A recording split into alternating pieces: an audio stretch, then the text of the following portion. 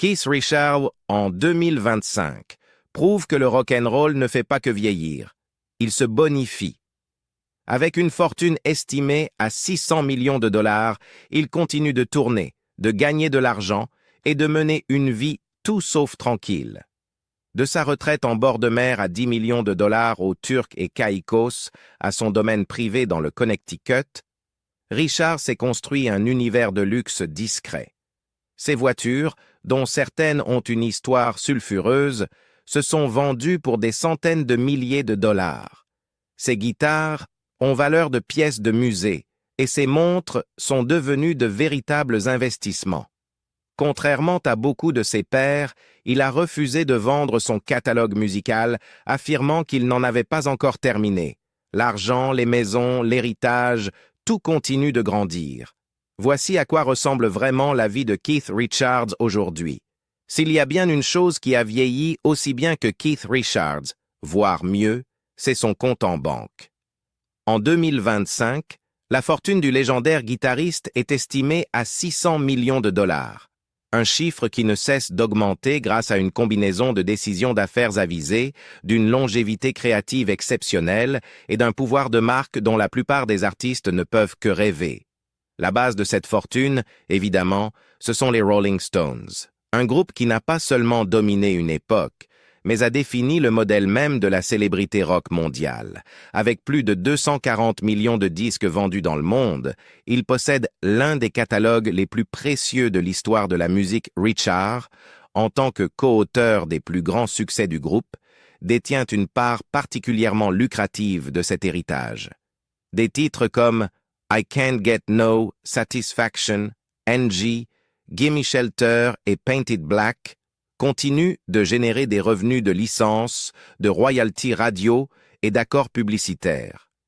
Certains analystes estiment que Richards gagne personnellement entre 7 et 10 millions de dollars par an en droits d'auteur, un revenu passif qui ne lui demande même pas de toucher une guitare. Mais Keith Richards n'a jamais été un simple passager dans la machine Stones. Il en est l'un des architectes. Sa collaboration avec Mick Jagger est considérée comme l'un des partenariats d'écriture les plus rentables de l'histoire, rivalisant avec Lennon-McCartney tant en impact culturel qu'en retombées financières. Et cet impact était évident lorsque les Stones ont sorti Hackney Diamonds en 2023, leur premier album de nouveaux morceaux en près de 20 ans. L'album est entré dans le top 10 dans plusieurs pays, a généré des dizaines de millions d'écoutes en streaming et a relancé les ventes de merchandising, alimentant encore un peu plus la machine financière. Ce fut un succès commercial et critique qui a prouvé une chose. Les Stones ne font pas que survivre, ils continuent de gagner. Et puis, il y a la scène. La tournée No Filter, qui s'est prolongée jusqu'en 2024, a été un véritable colosse financier. Les stades d'Europe et d'Amérique du Nord affichaient complets soir après soir, avec des spectacles générant chacun entre 10 et 15 millions de dollars. La tournée entière a rapporté plus de 200 millions, Richards empochant une part conséquente aux côtés de Jagger. Ajoutez les ventes de merchandising, les forfaits VIP et les droits de diffusion exclusifs, et vous obtenez un homme qui a gagné plus de 50 millions de dollars grâce aux tournées rien que ces 2 dernières années. Pourtant, la musique n'est pas le seul domaine qui rapporte à Richards son travail en solo, notamment Talk is Cheap, Main Offender et Cross-Eyed Heart. C'est toujours bien vendu et continue de générer des revenus de licence, même si c'est à une échelle plus modeste que sa production avec les Stones. Son groupe parallèle, les X-Pensive Winos, est devenu un favori culte, attirant un public fidèle et le maintenant actif entre 2 albums des Stones. Chaque projet renforce sa valeur de marque et approfondit son empreinte artistique. Plus surprenant encore que la musique, c'est la réussite de Richards en tant qu'auteur. En 2010, ses mémoires Life sortent en librairie et deviennent instantanément un best-seller. Avec plus d'1 million d'exemplaires vendus la première année, il a touché une avance estimée à 7 millions de dollars, suivie de millions supplémentaires en royalties et droits internationaux. Les critiques l'ont qualifié de l'une des autobiographies rock les plus franches et les plus captivantes jamais écrites. une histoire d'excès, de survie et d'âme. Le livre reste diffusé dans le monde entier et continue d'alimenter ses revenus grâce au format papier, numérique et audio. Il a ensuite surpris tout le monde avec quelque chose de totalement inattendu. Un livre pour enfants, Gus et moi, qui racontait ses premiers pas dans la musique à travers sa relation avec son grand-père. C'était une histoire personnelle et touchante qui a trouvé un écho chez les fans tout en lui ouvrant un nouveau marché. Sans battre des records, l'ouvrage s'est très bien vendu et a révélé une facette rentable d'un homme autrefois jugé impossible à publier. Et il ne faut pas oublier son incursion dans la mode. En 2008, Richards a été la vedette d'une campagne Louis Vuitton de haut niveau, photographiée par la célèbre Annie Leibovitz. L'image noir et blanc, où il sert sa guitare dans une chambre d'hôtel faiblement éclairée, est devenue iconique. Bien que le montant exact n'ait jamais été révélé, les spécialistes estiment que Vuitton a payé entre 1 et 2 millions de dollars pour la campagne, un cachet que Richard a intégralement reversé à The Climate Project, renforçant l'aura morale de l'annonce. Cette publicité l'a définitivement installé comme une icône de mode inattendue, et son style, foulard, eyeliner, bague tête de mort et velours, continue d'être imité. Ce qui rend tout cela encore plus impressionnant, c'est la manière dont Richard a préservé son image sans jamais la surexposer. Contrairement à d'autres artistes de légende ayant vendu leur catalogue pour des sommes à 9 chiffres, Keith et Mick ont déclaré publiquement qu'ils n'avaient aucune intention de tout encaisser pour le moment. En 2022, Richard lançait « Vendre son catalogue, c'est juste admettre qu'on a abandonné, nous n'en sommes pas là ». Cette décision a probablement ajouté des dizaines de millions de dollars en valeur potentielle à son patrimoine. Et voici le plus incroyable, Keith Richards continue de travailler. Il continue de tourner, de composer, d'assister aux répétitions, aux interviews et aux concerts avec le même sourire défiant qui a fait de lui une icône culturelle. À presque 81 ans, il prouve que la longévité peut être rentable, extrêmement rentable, lorsqu'elle repose sur l'authenticité et l'héritage. Pour quelqu'un qui a autrefois vécu comme un pirate, Keith Richards vit aujourd'hui comme une véritable royauté du rock, entouré de calme, de confort et d'un chaos soigneusement maîtrisé. Mais qu'on ne s'y trompe pas, ce n'est pas une retraite. C'est simplement une autre scène. Sa résidence principale est un manoir isolé à Weston, dans le Connecticut, estimé entre 4,5 et 5 millions de dollars en 2025, niché sur plusieurs hectares boisés. La propriété est autant un refuge qu'une maison. Rien de tapageur, aucun portail blindé ou dorure, quelque chose de plus intime. À l'intérieur, l'endroit ressemble à un musée d'histoire rock vécue. Guitares vintage exposées, murs ornés de portraits de légendes du blues et pièces remplies de souvenirs de sessions nocturnes et de dîners en famille. Cette maison n'est pas une vitrine de célébrité. C'est un lieu d'appartenance. Richard y passe une grande partie de son temps à lire.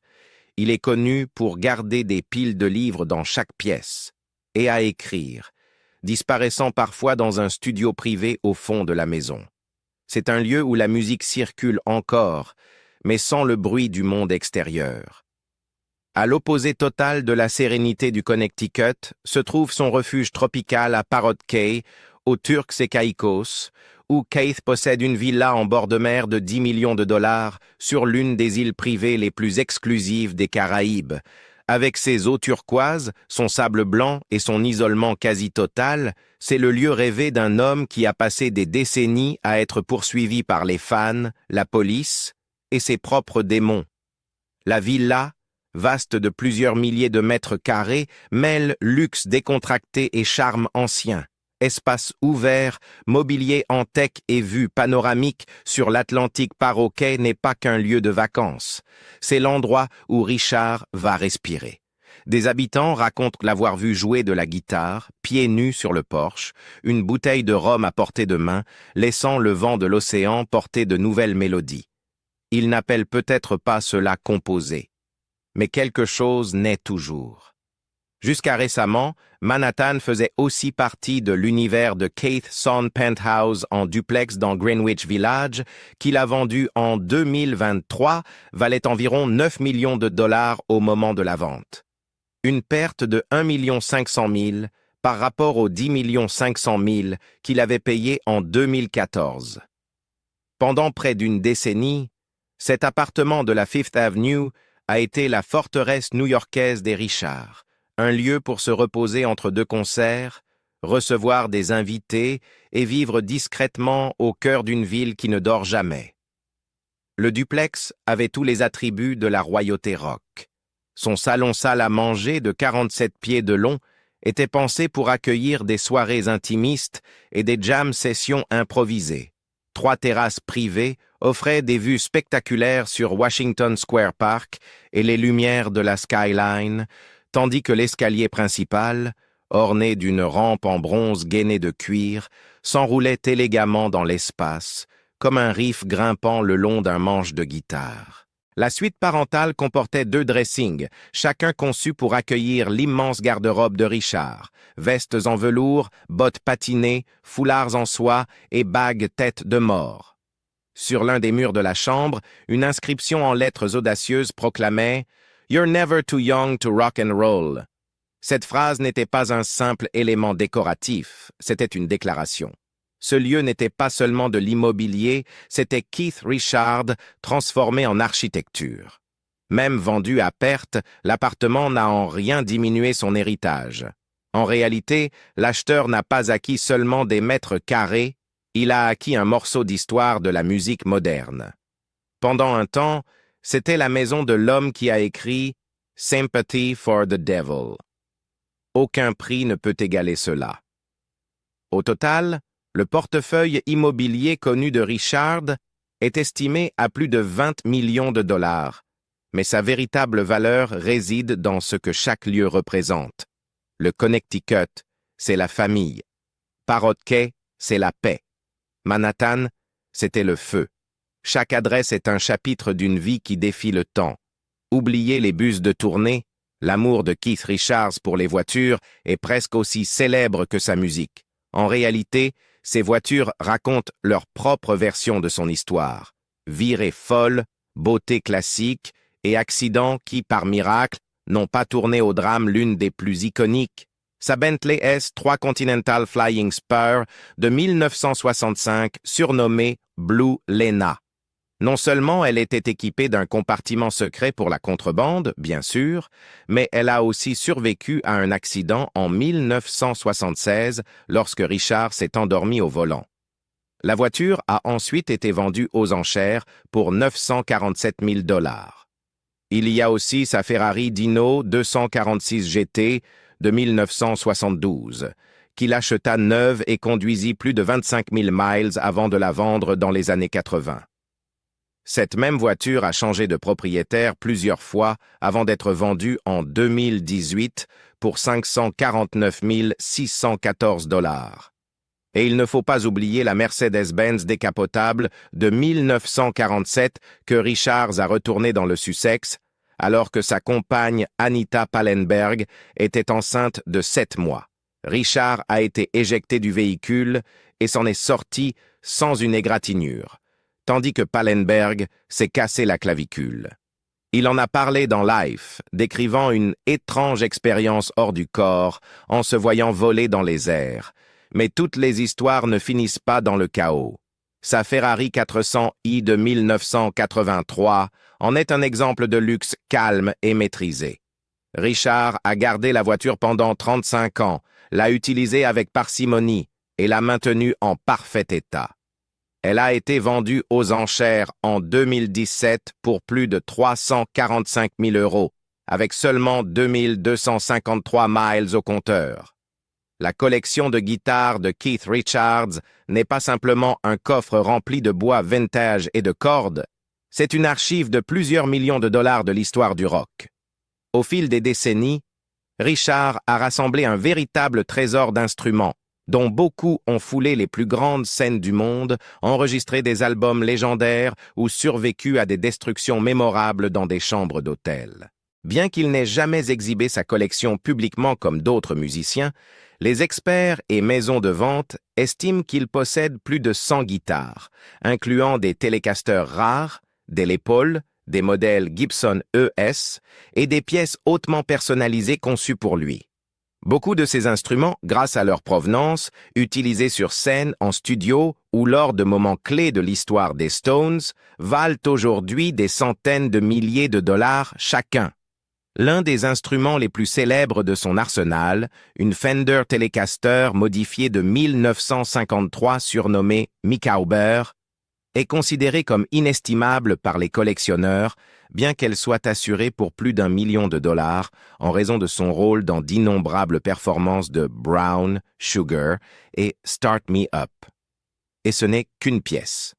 La valeur totale estimée de sa collection dépasse largement les 5 millions de dollars, un chiffre qui continue de grimper à mesure que le marché des guitares vintage explose et que les objets liés aux Stones atteignent des sommets. Keith Richards ne porte pas seulement des montres, il porte l'histoire, et beaucoup de ses pièces affichent des prix aussi audacieux que ses riffs. Sa Panthère de Cartier, un classique des années 1980, est aujourd'hui estimée entre 12 000 et 25 000 dollars selon le modèle et la quantité d'or. Avec son design épuré et son allure unisexe, elle reflète la manière naturelle dont Richard mêle élégance et esprit rebelle. L'IWC portugiseur chronographe qu'il portait en couverture de Rolling Stone est évalué entre 8 000 et 9 500 dollars. Une montre connue pour sa précision, mais qui, dans le monde de Richard, incarne surtout une sophistication discrète, une sorte d'héritage qui accompagne encore un homme toujours sur la route à 80 ans passés. Il y a ensuite la Stower 1922 automatique, une exception, valant moins de 500 dollars, mais indéniablement kiff. Il la portait durant la promotion de Pirates des Caraïbes, preuve que le style ne dépend pas toujours du prix. C'est l'une des rares montres bon marché à avoir fait les gros titres uniquement grâce à celui qui la portait. Enfin, la Zenith El Primero Skeleton Tribute to the Rolling Stones, une édition limitée à 250 pièces, affichait un prix initial entre 10 000 et 12 000 dollars. Sur le marché de la revente, les collectionneurs paient désormais plus de 20 000 dollars grâce à son lien avec le groupe et à son logo emblématique. Au total, la collection de montres connues de Richard dépasse facilement les 50 000 dollars. Mais sa vraie valeur ne se mesure pas en billets. Elle réside dans son héritage. Car au poignet de Keith Richard, le temps ne se contente pas de passer, il rock. La vie familiale de Richard a souvent été décrite comme sa plus grande contradiction.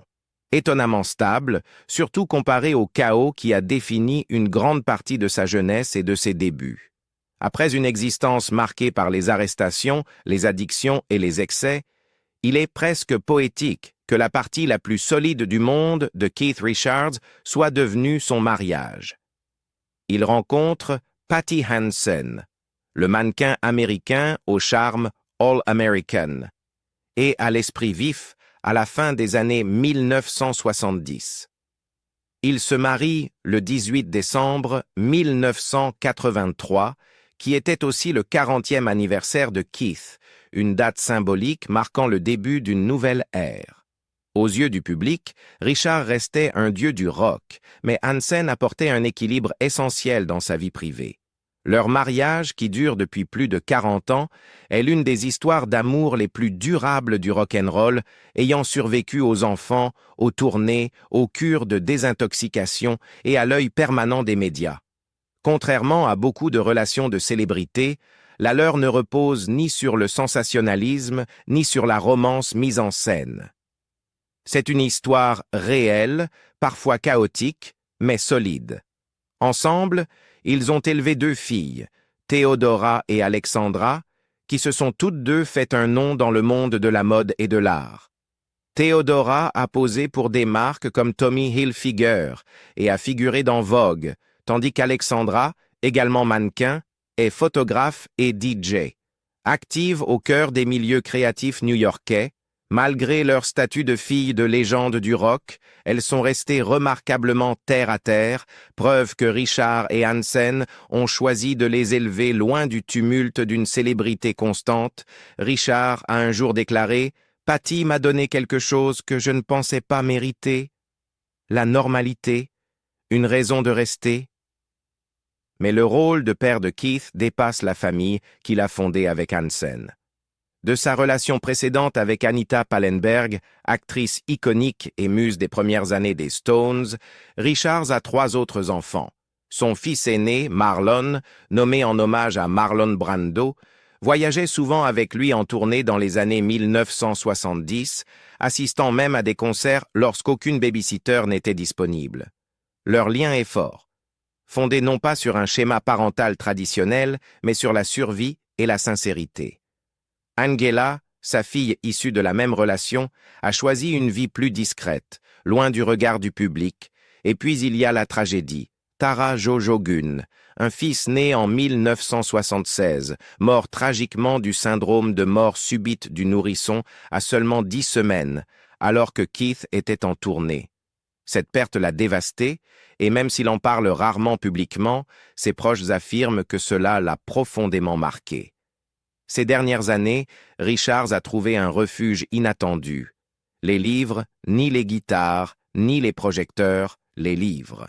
« J'ai toujours un bouquin en cours », confiait-il au Télégraphe en 2023. « Ça me garde sain.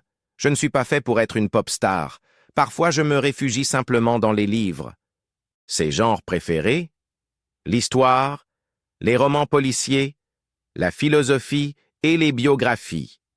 Il disposerait d'une immense bibliothèque privée dans sa maison du Connecticut, avec des éditions reliées cuir, des étagères du sol au plafond et un fauteuil de lecture usé, moulé à la forme de son corps. Lorsqu'on lui a demandé pourquoi il lisait autant, il a simplement répondu « Les livres ne te demandent rien. Ils parlent seulement quand tu es prêt à écouter. » Et pourtant, même si Richard se réfugie souvent dans les livres pour trouver la paix, il reste un farouche protecteur de son héritage artistique. À une époque où nombre de ses pairs, Bruce Springsteen, Bob Dylan, Sting, ont vendu leur catalogue musical pour des centaines de millions de dollars, Richard et Mick Jagger ont catégoriquement refusé. En 2025, le catalogue des Rolling Stones reste intact, invendu et entièrement entre leurs mains.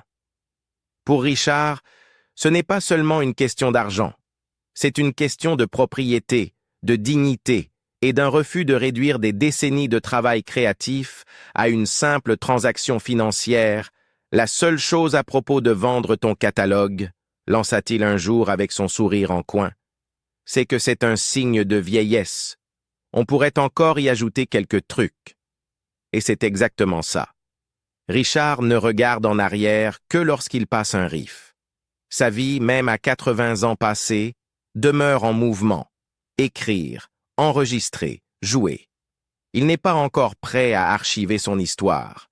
Il continue de l'écrire. À ce stade, Keith Richards est plus qu'un musicien. C'est un symbole de résilience, de rébellion et de l'évolution silencieuse d'un homme qui a survécu à toutes les attentes, y compris peut-être les siennes.